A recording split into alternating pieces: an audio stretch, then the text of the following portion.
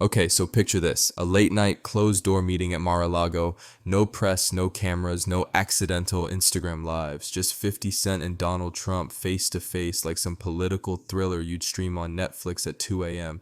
And according to insiders, this wasn't small talk over steak. This was a mission. Make sure Sean Diddy Combs stays exactly where he is. Behind bars, the whispers say 50 brought receipts, Trump brought the grudge, and the result might have been the final nail in Diddy's pardon coffin. Genius strategy or straight up ruthless takedown?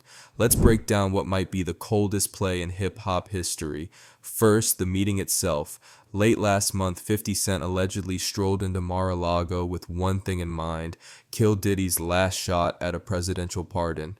And he didn't come empty-handed. Word is, he handed Trump a blacklist of every insult, every jab, every offhand comment Diddy ever made about him. We're talking stuff like white men like Trump need to be banished. And let's be real, Trump's the type to keep that energy forever. According to sources, the second 50 dropped those quotes, and the vibe in the room shifted instantly. This is a guy who literally said on Newsmax, "It's more difficult to pardon Diddy because of those terrible statements." Translation: you disrespect me, you don't get my signature. Was a pardon even on the table before? Doesn't matter. After that meeting, the door slammed shut. Now here's where it gets messy. The Epstein file rumor. Multiple sources claim that in a last-ditch move, Diddy's team offered Trump access to confidential files, possibly tying him to Jeffrey Epstein. Big if true. The catch? Nobody knows if these files even exist. But the second that offer supposedly floated into the conversation, Trump's team allegedly cut off all back-channel communication.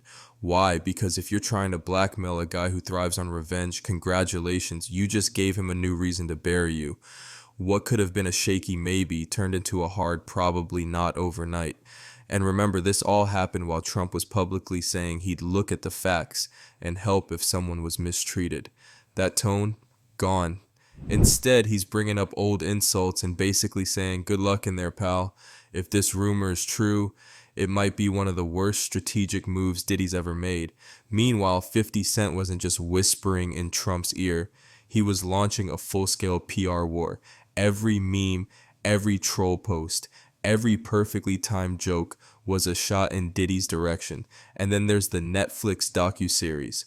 On the surface, just entertainment, but insiders claim it's packed with sealed depositions, anonymous sources, and highly specific timelines that weren't even public yet. If that's true, this wasn't random shade, it was narrative control. He wasn't just clowning Diddy for fun, he was making sure the world saw him as beyond saving. That's not just beef, that's political grade, psychological warfare. And here's the kicker, some people believe the series release schedule was designed to line up perfectly with Diddy's legal troubles. So while Diddy's team was trying to pitch him as wrongly targeted, 50 was making sure the public was already convinced otherwise.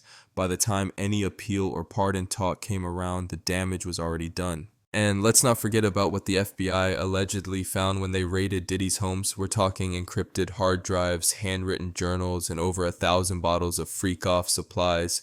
But the most dangerous rumor? Footage, supposedly involving A-list celebrities in compromising situations.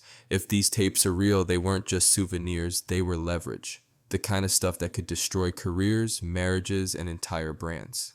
Some insiders claim these files were even cataloged, with details on who was on which tape. If that cache ever leaks, it won't just be Diddy's world collapsing. It could set off a Hollywood-level purge. And here's where the conspiracy crowd kicks in. Could 50 and Trump already know what's in there? Could that knowledge be another reason neither of them wants Diddy anywhere near freedom? Whether you believe it or not, the possibility alone turns this from a feud into a potential nuclear scandal. So zoom out for a second. Like, this is bigger than two egos clashing. This is political chess. In Trump's world, pardons aren't for the innocent, they're for the loyal. And in the 50s world, revenge isn't a diss track, it's dismantling you piece by piece until there's nothing left. The signs have been there. Cryptic Instagram captions like years in the making, AI images of him celebrating with Trump, and posts reminding everyone that Trump doesn't forget who crosses him. If insiders are right, 50 didn't just block a pardon, he might have been feeding federal investigators evidence for years. Think about that. The same man who once shared a stage with Diddy could be the reason he's never walking it again. And it's not just about winning a beef, it's about making sure your rival's empire doesn't just fall, it gets erased from the map entirely. So here we are.